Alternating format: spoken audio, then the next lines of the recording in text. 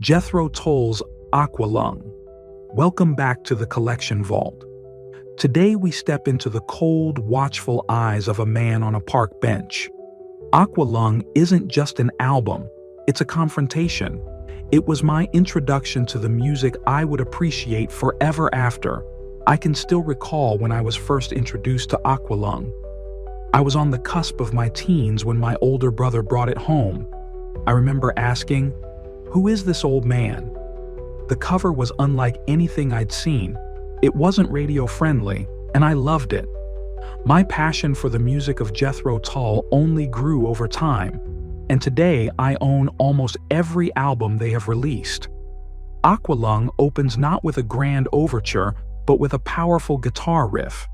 Ian Anderson and Jethro Tull didn't ease us in. They dropped us beside a weathered figure, cast off by comfort yet preserved in song.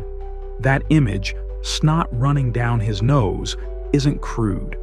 It paints a portrait that lingers.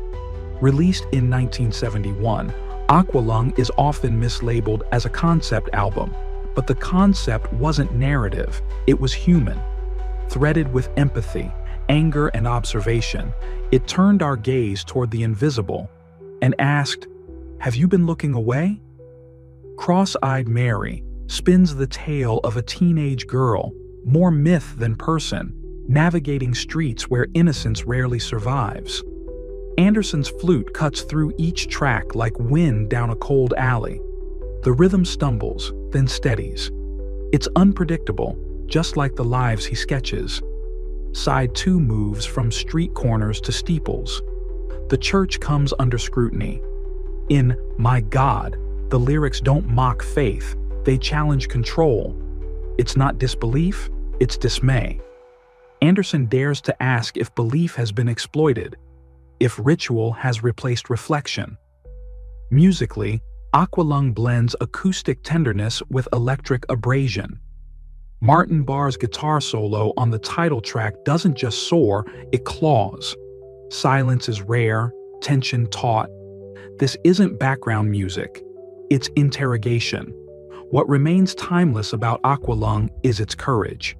It doesn't clean up its subjects, but lets them live in grime and grief, in whatever dignity they can grasp onto.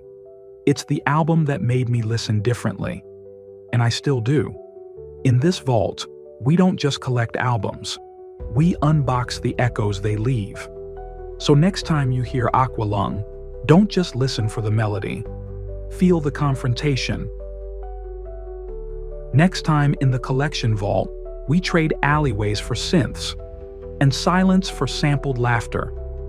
Junk Culture by Orchestral Manoeuvres in the Dark is a carnival of contradictions. Bright on the surface, bruised beneath. It's 1984 and the Cold War lingers like background static. But OMD dares to dance through it with irony, color, and complexity. Join me as we peel back the glossy layers and hear what the junk really says about the culture.